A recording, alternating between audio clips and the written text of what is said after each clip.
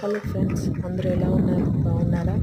ఈరోజు మా బాబు అయితే international Kalam book of world రికార్డ్స్లో పార్టిసిపేట్ చేశాడనమాట. 1.5 అవర్ ఆపకుండా జిగ్జాగ్ చేయాలి స్కేటింగ్లో.